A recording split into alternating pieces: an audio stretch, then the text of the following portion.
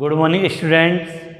आज हम class 12th organic chemistry शुरू कर रहे हैं, जिसमें हम चैप्टर नंबर 10 हैलोजन व्युत्पन्न, इंग्लिश में हैलोजन डेरिवेटिव की बात करेंगे। तो बेटा ऑर्गेनिक केमिस्ट्री की बात करें तो अपने 4 चैप्टर इसमें बहुत ज़्यादा इम्पोर्टेंट है।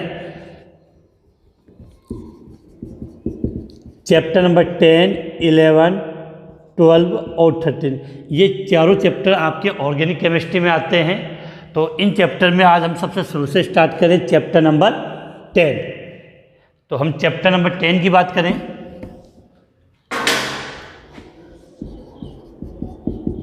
चैप्टर 10, नाम क्या है चैप्टर का बेटा?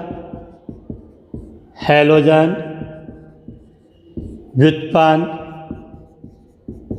या हैलोजन डेरिवेटिव्स। तो आज हम हैलोजन व्युत्पन्न, जो हैलोजन्स के जो व्युत्पन्न यौगिक है उनकी हम बात करेंगे। तो उसको हम शुरू करें तो सबसे पहले हम बात करते हैं बेटा हाइड्रोकार्बन। आपने 11th क्लास में डिटेल से पढ़ा होगा इसके बारे में कि हाइड्रोकार्बन क्या होता है। हाइड्रोकार्बन, जब हाइड्रोकार्बन के एक या एक से अधिक, जब हाइड्रोकार्बन के एक या एक से अधिक हाइड्रोजन का, जब हाइड्रोकार्बन के एक या एक से अधिक हाइड्रोजन का प्रतिस्थापन या डिस्प्लेसमेंट हैलोजन के द्वारा होता है। डिस्प्लेसमेंट किसके द्वारा हो? हैलोजन के द्वारा होता है। तो प्राप्त यौगिक आपके हैलोजन व्युत्पन्न कहलाते हैं। तो सिंपल सी एक डेफिनेशन होती है कि जब किसी हाइड्रोकार्बन के एक या एक से अधिक हाइड्रोजन का प्रतिस्थापन या विस्थापन हैलोजन के द्वारा होता है तो उसे हम हैलोजन व्युत्पन्न, उन यौगिकों को हम क्या नाम देंगे? हैलोजन व्युत्पन्न नाम देते हैं।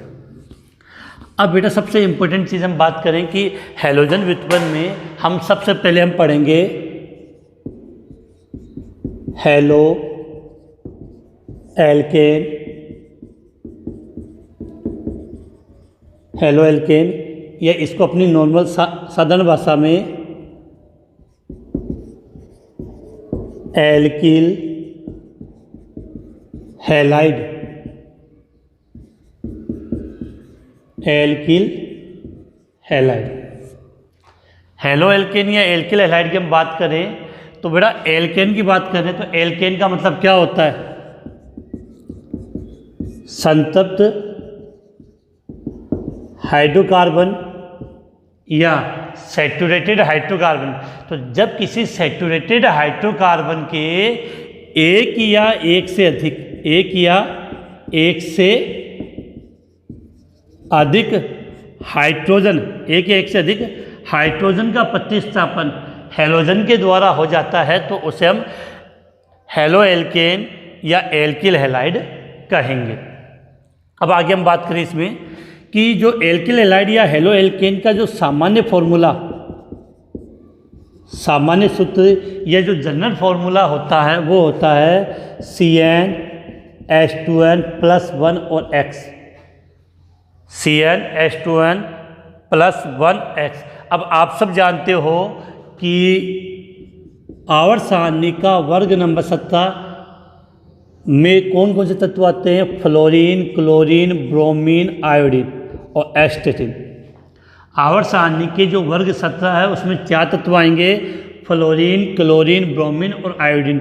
इन चारों को, फ्लोरीन, क्लोरीन, ब्रोमीन और आयोडीन को ही हम क्या बोलते हैं? हैलोजन, जिसको हम किसके द्वारा रिप्रेजेंट करते हैं? X के द्वारा। तो एल्किल हैलाइड का सामान्य फॉर्मूला क्या होता है? CnH2n+1 और X। अब इसको आप चाहो तो ऐसे भी समझ सकते हो कि आपका जो एल्केन था, एल्केन का फॉर्मूला क्या होता है? CnH2n+2। अब यहाँ से मैंने दो हाइड्रोजन, चलो 2n+2 हाइड्रोजन हो गए, तो यहाँ से मैंने एक हाइड्रोजन हटा के उसके स्थान पे क्या जोड़ दिया? हैलोजन। तो एल्किल हैलाइड या हैलो एल्केन का सामान्य सूत्र या सामान्य फॉर्मूला क्या होगा? CnH2n+1 X। इसके अलावा ये जो एल्किल हैलाइड है, इस एल्किल हैलाइड को सामान्यतः हम किसके द्वारा रिप्रेजेंट करेंगे? RH के द्वारा। हेलो एल्केन या एल्किल हैलाइड है जिसको हम सामान्यतः किसके द्वारा रिप्रेजेंट करेंगे? RH alkyl halide. अब बेटा सबसे इम्पोर्टेंट बात अपनी यहाँ बात करें कि अपनी जो 4 चैप्टर मैंने अभी आपको बताया था, चैप्टर नंबर 10, चैप्टर नंबर 11, 12 और 13, चैप्टर नंबर 10, 11, 12 और 13, इन चारों चैप्टर में जो हम ऑर्गेनिक कंपाउंड पढ़ेंगे उनमें के नामकरण अपने सिलेबस में, तो नॉर्मली एग्जाम, बोर्ड एग्जाम में ये देखा गया है इन चारों चैप्टरों में से किसी एक चैप्टर में से हर बार किसी भी कंपाउंड का IUPAC से नामकरण पूछ लिया जाता है। तो इस चैप्टर को हम शुरू करने से पहले हम ये जो हेलो एल्किन या एल्किल हैलाइड है इनका नामकरण या नोमेनकल्चर की हम यहाँ पे बात करते हैं।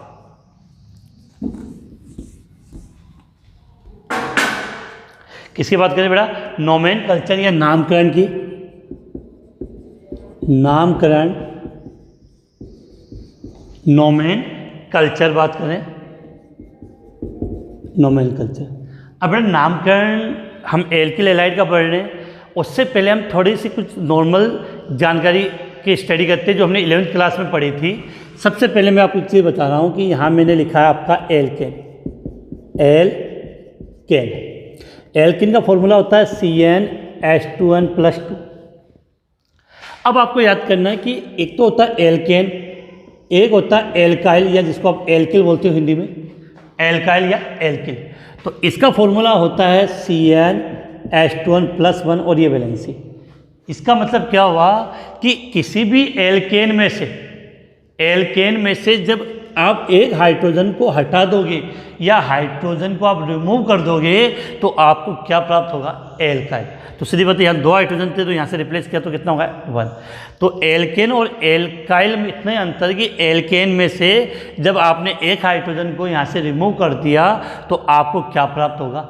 एल्काइल। तो बहुत बार बच्चों के जैसे ये मेथेन आ गया, मिथाइल आ गया, एथेन आ गया, इथाइल आ गया, तो यहाँ नोमेनकल्चर में प्रॉब्लम होती है। तो सिंपल तरीके से ले रहा हूँ नोमेनकल्चर। देखो सिंपल से कुछ चीज़ें समझा रहा हूँ, उसको आपको इसी रूप से याद करनी है कि जैसे हम एग्जांपल लें। सबसे पहले मैंने लिखा है CH4। क्या नाम लिखा है? CH4।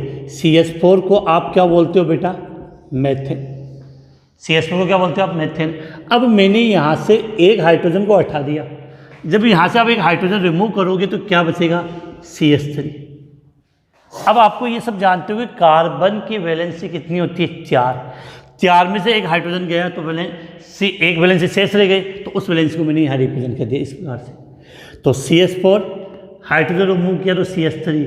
तो हमने पढ़ा कि एल्केन से जब भी हाइड्रोजन रिमूव करोगे तो एल्किल बन जाएगा, तो इसका नाम हो जाएगा मिथाइल। तो याद रखना है, CH4 को मेथेन नाम दिया, CH3 को मिथाइल। CH3 या तो ऐसे लिखा हुआ होगा या एक साथ भी हो सकता है C2H6। तो यहाँ से मैं एक हाइड्रोजन रिमूव करूँ तो कंडीशन क्या आती है आपकी? CH3 CH2, या हाइड्रोजन डायरेक्ट यहाँ से 6 में से रिमूव किया तो C2H5। तो इसको हमने क्या नाम दे दिया? इथाइल। और इसका क्या नाम हो गया बेटा? एथेन। तो मेथेन में से एक हाइड्रोजन रिमूव किया तो मिथाइल हो गया, और एथेन में से एक हाइड्रोजन रिमूव किया तो इथाइल हो गया। तो ये दो तो याद होने चाहिए, मेथेन और एथेन। इसके बाद हम बात लेते हैं बेटा प्रोपेन की। हम बात कर रहे हैं प्रोपेन की। तो प्रोपेन का फॉर्मूला होगा CH3 CH2 CH3। क्या नाम दिया इसको हमने? प्रोपेन। अब बेटा प्रोपेन में आपके पास 2 कंडीशन आती है कि अब हाइड्रोजन आप इस कार्बन से भी हाइड्रोजन रिमूव कर सकते हो और इस कार्बन से, क्योंकि ये दोनों कार्बन तो सेम है। तो हमने क्या किया, एक बार हाइड्रोजन इस कार्बन से रिमूव कर रहा हूँ और एक दूसरी बार यहाँ से। तो जब मैंने कार्बन हाइड्रोजन यहाँ से रिमूव किया तो फॉर्मूला क्या बना आपका? CH3 CH2 CH2। दूसरा, अगर यहाँ से मैंने हाइड्रोजन को रिमूव किया तो कंडीशन क्या आ गई आपकी? CH3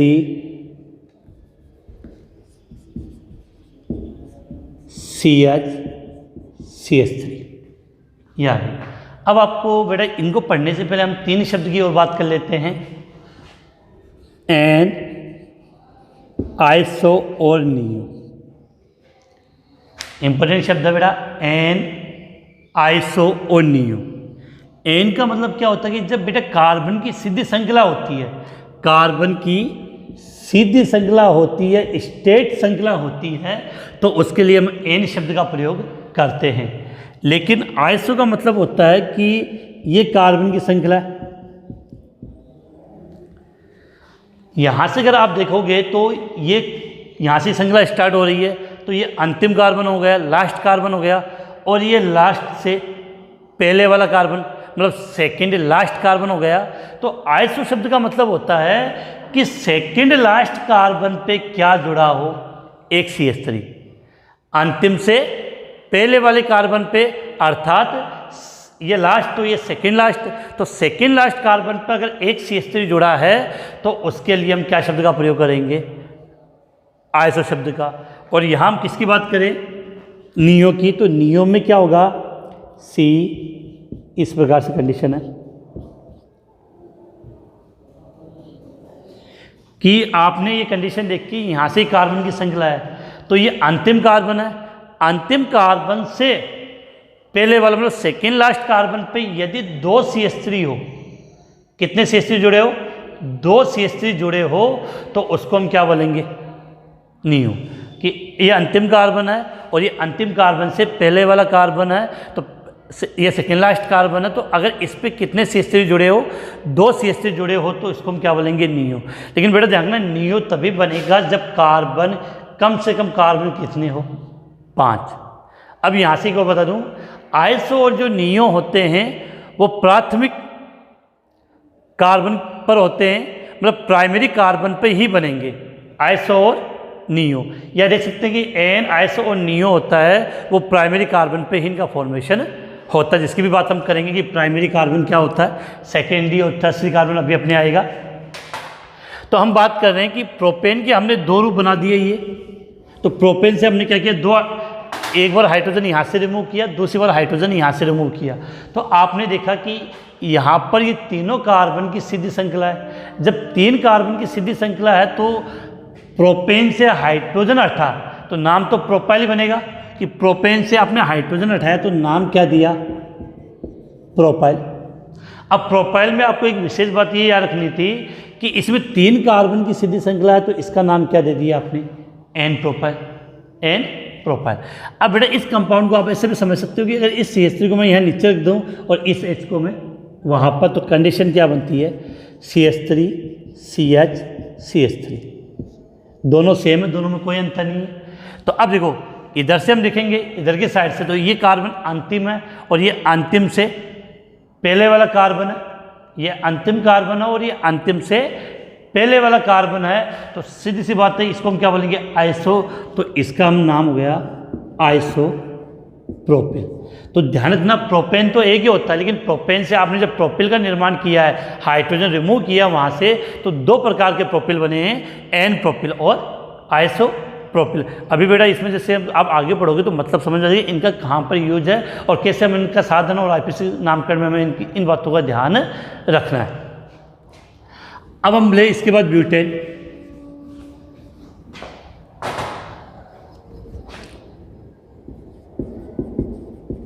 बेटा ब्यूटेन का फॉर्मूला था C4H10, और अगर आपको याद हो तो ब्यूटेन के 2 समावयवी अर्थात 2 आइसोमर बनते हैं,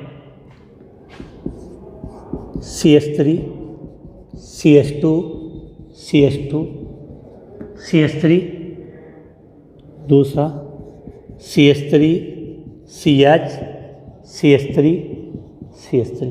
अब सुनना, 4 कार्बन की सीधी श्रृंखला थी, तो इसको तो आपने क्या नाम दिया था, एन ब्यूटेन, और ये 1 2 3 और 4 कार्बन है, लेकिन सेकेंड लास्ट कार्बन पे एक CH3 है, इस कारण से इसको आपने क्या नाम दिया था, आइसो ब्यूटेन। अब यहाँ से आपको बात क्या याद करनी है कि ब्यूटेन के 2 समावयवी थे, तो एक को आपने नाम दिया एन ब्यूटेन और दूसरे को नाम दिया आपने आइसो ब्यूटेन। अब बेटा देखो यहाँ से अगर आपको हाइड्रोजन रिमूव करना है, ये दोनों कार्बन सेम है और ये दोनों कार्बन भी सेम है, तो एक बार हाइड्रोजन मैं यहाँ से रिमूव कर दूंगा, दूसरी बार हाइड्रोजन मैंने यहाँ से रिमूव किया है। अब इस पर आ जाओ, ये तीनों के तीनों सेम है, तो एक बार हाइड्रोजन मैंने यहाँ से रिमूव किया है और फिर लास्ट बार हाइड्रोजन मैंने यहाँ से रिमूव किया है। तो अर्थात ब्यूटेन से जब आप हाइड्रोजन रिमूव करोगे तो 4 प्रकार के ब्यूटेन बनेंगे। ब्यूटेन से जब आप हाइड्रोजन रिमूव करोगे, हाइड्रोजन को हटाओगे, तो वहाँ से 4 प्रकार के ब्यूटेन बनेंगे। पहला हाइड्रोजन हम यहाँ से रिप्लेस करते हैं, CH3, CH2, CH2, CH2, board में नजर आ रहा है बिल्कुल। दूसरा यहाँ से रिप्लेस किया तो CH3, CH2, CH, CH3, और इसको अभी हमने थोड़ी देर पहले भी समझा था कि इस CH3 को तो नीचे कर देते और वैलेंसी को हम सामने लिख दें, तो कंडीशन क्या बनेगी, CH3, CH2, CH, CH3, दोनों में कोई अंतर नहीं, लिखने का तरीका है। तीसरा यहाँ से हाइड्रोजन को रिमूव कर रहे हैं, CH3, CH, CH3, CH2, इस बार हाइड्रोजन मैंने कहाँ से रिप्लेस किया, इस कार्बन से, CH3, CH, CH2,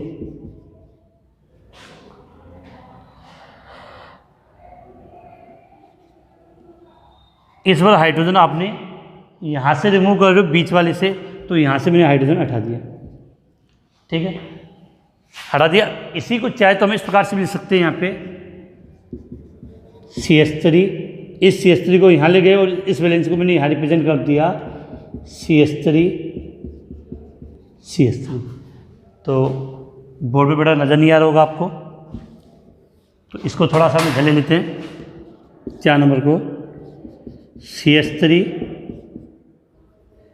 H यहाँ से हटाया था, यहाँ CH3 और यहाँ पे CH3, तो इस CH3 को यहाँ पर और H इधर, तो CH3, CH3, CH3 और ये कंडीशन हो गई।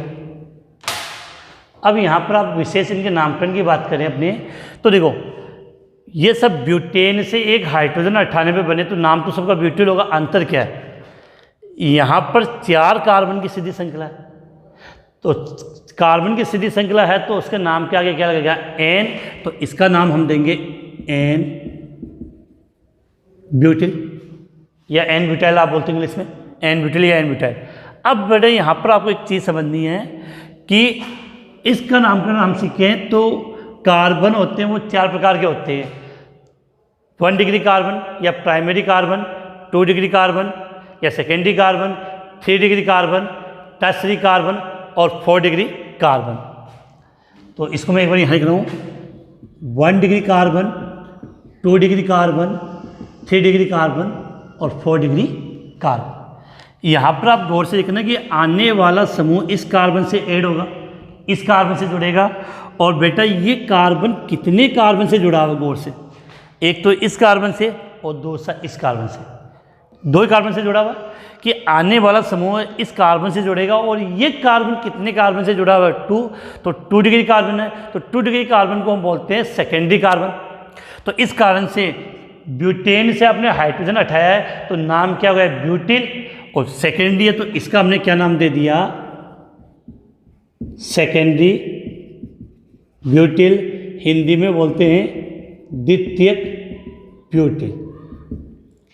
आईपीसी में तो क्या नाम था, सेकेंडरी, सॉरी इंग्लिश में तो बोलते हैं सेकेंडरी ब्यूटिल और हिंदी में हो गया सेकेंडरी या द्वितीयक ब्यूटिल। अब हम बात करें तीसरे कंपाउंड की, जो अंतिम से पहले वाले कार्बन पर CH3 है तो इसका नाम क्या हो गया आपका, आइसोब्यूटाइल या आइसोब्यूटिल। अब नंबर 4 पे आ जाओ, आइसोब्यूटिल। अब इसमें एक गौर से कंडीशन देखो कि 1, 2, 3, अब इस कार्बन की हम बात करें तो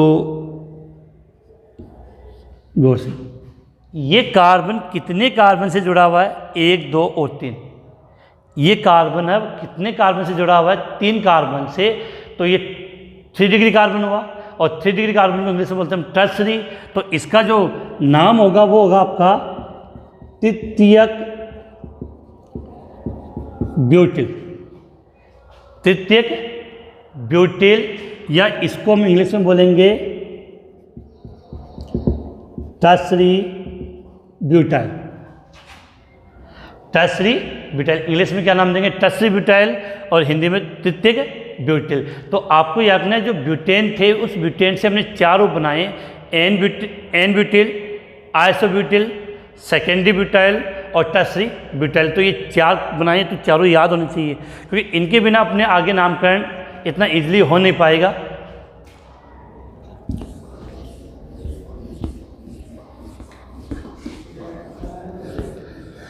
अब बेटा इतना अब सीखने के बाद अब हम कुछ कंपाउंड लिख रहा हूँ जिनके हम जो हेलो एल्केन या एल्किल हैलाइड है, जिनके हम साधारण और आईपीएसी नाम की हम बात करेंगे।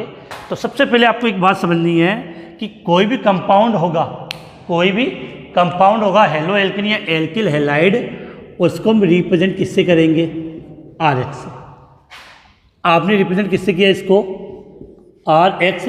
तो साधारण भाषा में, सिंपल लैंग्वेज में इसको हम क्या बोलते हैं? Alkyl halide, alkyl halide. और आईपीएसी भाषा में इसका नाम होता है हेलो एल्केन, हेलो एल्केन। तो याद रखना है कि जो RH कंपाउंड लिख रहे हैं, RH, इस RH में साधारण भाषा में तो इसको बोलेंगे एल्किल हैलाइड और आईपीएसी में बोलेंगे हेलो एल्केन। अब यहाँ से हम आगे बात करें कि जो X आपने लिखा है, इस X का मतलब तो क्या होता है बेटा? हैलोजन। X का मतलब हैलोजन, और हैलोजन क्या होगा आपका? FCl Br और I, HCl Br और I। R होता है, इस R को हम क्या बोलते हैं बेटा?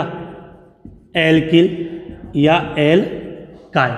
इसका मतलब क्या हुआ? जैसे अभी आपने सीखा था CH3, methyl, ethyl, propyl, butyl, n butyl, isobutyl, secondary butyl, tertiary butyl. तो वो सब क्या होते हैं? R।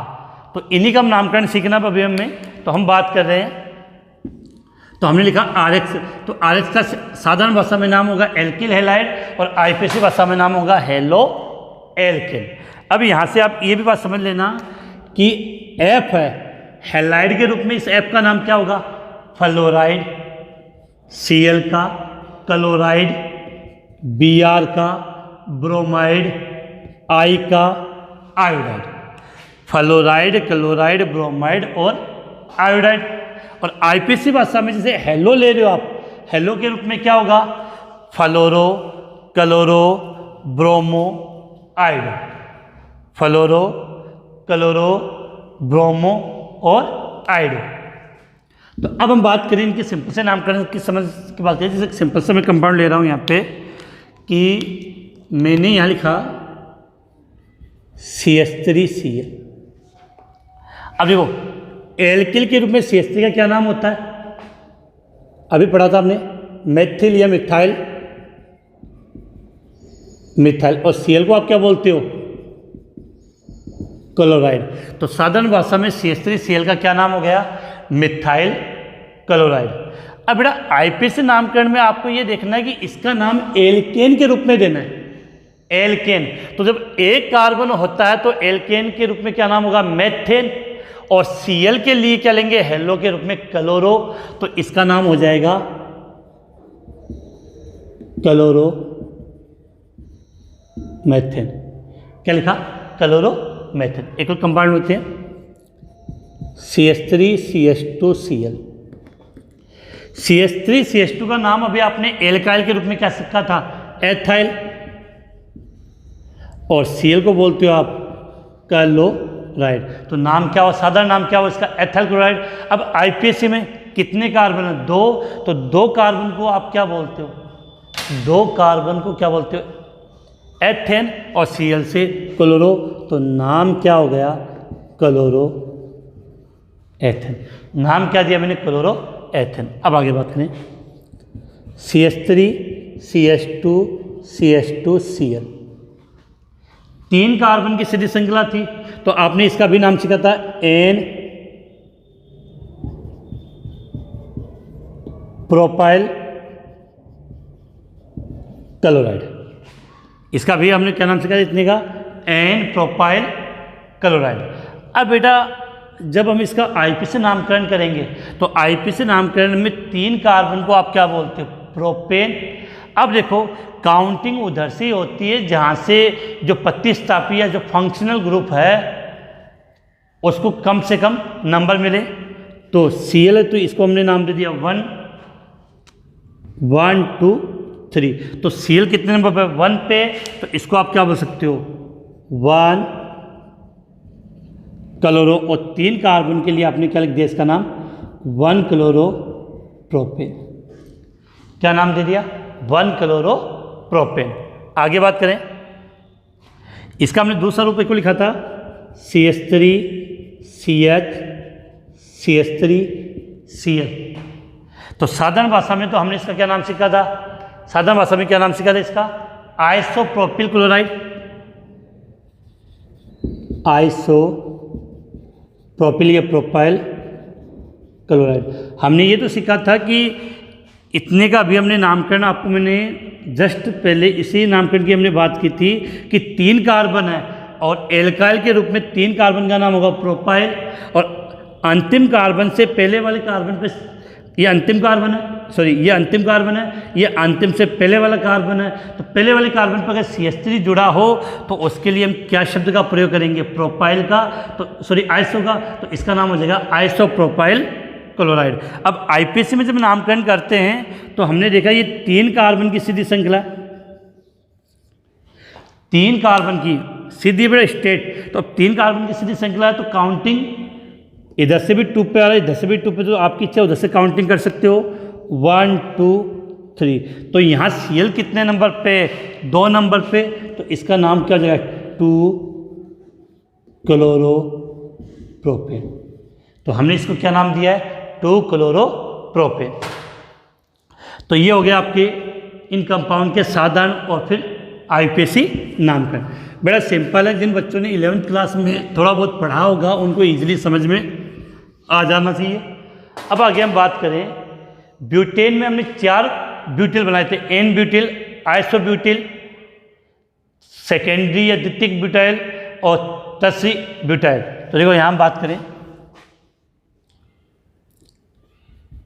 CH3 CH2 CH2 CH2। चलो बेटा हर बार हम Cl ले रहे हैं, इस बार Cl को चेंज करके दूसरा हेलोजन ले लेते हैं, तो Br ले लेते हैं, Br ब्रोमाइड। एक तो ये लिख दिया मैंने, दूसरा CH3 CH2 CH3 CH2 Br, CH3 CH2 CH CH3 Br, CH3 CH3 CH3 Br। हमने ब्यूटाइल के ये 4 कार्बन लिखे थे। अब बेटा अगर हमने इनका नामकरण वहाँ पर सीखा कोई प्रॉब्लम ही नहीं है, क्योंकि इसको हमने क्या नाम दिया था n propyl, sorry n butyl. तो एन ब्यूटाइल का आगे क्या जुड़ा Br, तो यहाँ मैंने लिख दिया एन ब्यूटाइल ब्रोमाइड। इसको आपको याद होगा, इसको हमने क्या नाम दिया था, इधर से देखेंगे तो ये लास्ट कार्बन, लास्ट से पहले वाले पे CH3, तो नाम क्या हो जाएगा इसका आइसो ब्यूटाइल ब्रोमाइड। अब देखो Br जिस कार्बन से जुड़ा है वो कार्बन कितने कार्बन से जुड़ा हुआ है, 2 से 1 और 2, तो इसको मैंने क्या नाम दे दिया सेकेंडरी ब्यूटाइल, हिंदी में लिखना चाहो तो द्वितीयक ब्यूटिल। इसकी बात करें तो इसमें जो Br जिस कार्बन पे जुड़ा है वो कितने कार्बन से जुड़ा हुआ है, 1 2 3। 3 के लिए आपने क्या नाम दिया था टर्सरी ब्यूटाइल या हिंदी में तृतीयक ब्यूटिल। तो इसमें ये जो नामकरण थे हमने पहले ही सीख लिए थे, बस केवल इतना ही तो अंतर था कि हमने लास्ट में Br जोड़ा तो इनके नाम क्या आ गया, हमने ब्रोमाइड लिख दिया। अब बेटा सबसे विशेष बात है इनके आईपीसी नामकरण की करते हैं। 4 कार्बन की सीधी श्रृंखला, तो यहाँ Br कितने नंबर पे जुड़ा हुआ है? 1 नंबर पे। Br 1 नंबर पे है, तो इसका हमने क्या नाम दे दिया? 1 पर है तो 1 ब्रोमो।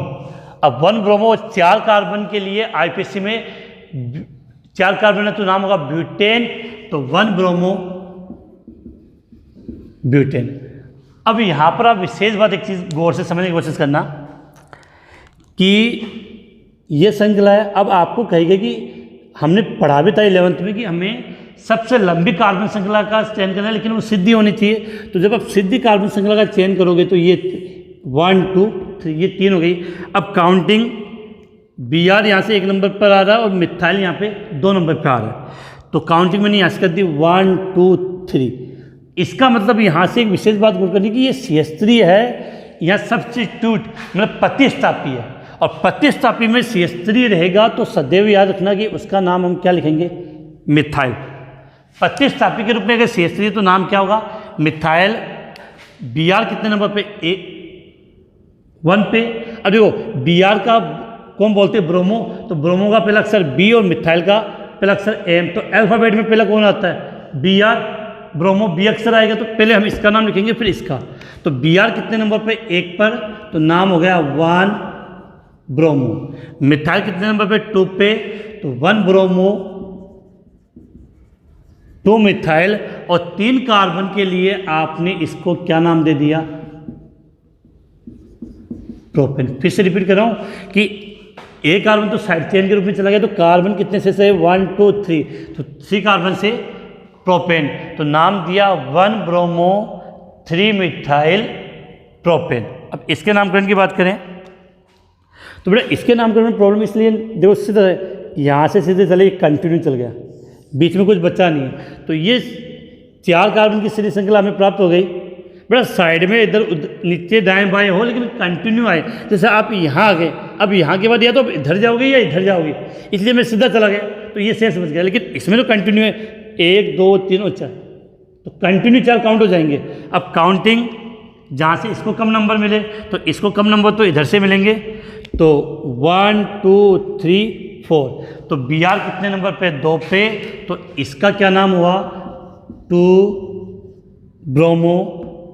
ब्रोमो और 4 कार्बन से मैंने क्या लिख दिया इसका? ब्यूटेन।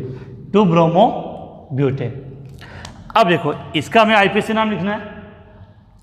अब इसके आईपीसी नाम में अब एक चीज़ यहाँ पे विशेष बात गौर से ध्यान दो कि CH3 Br। अब देखो बेटा काउंटिंग करते हैं, ये कार्बन यहाँ से पहले तो इस कार्बन पे आया, अब इस कार्बन से मैं इधर गया, अब मेरे पास ऑप्शन है तो मैं ऊपर जाऊँ या नीचे जाऊँ, तो सपोज कि मैं नीचे की तरफ चला गया तो ये 3 कार्बन की श्रृंखला बन पाई सीधी इस प्रकार से, या 3 नंबर के ऊपर ले लेते, बात एक ही है, ये तीनों ये ले सकते हो, तो 3 कार्बन की श्रृंखला बनी। अब काउंटिंग जहाँ से नंबर कम से कम मिले तो ये 1 2 3। अब देखो आपके पास 2 सब्स्टिट्यूट है, एक तो मिथाइल और एक Br। हाँ एक बार बेटा बताना भूल गया, जो हेलोजन है, हेलोजन को हम फंक्शनल ग्रुप नहीं मानते हैं, प्रतिस्थापी सब्स्टिट्यूट मानते हैं।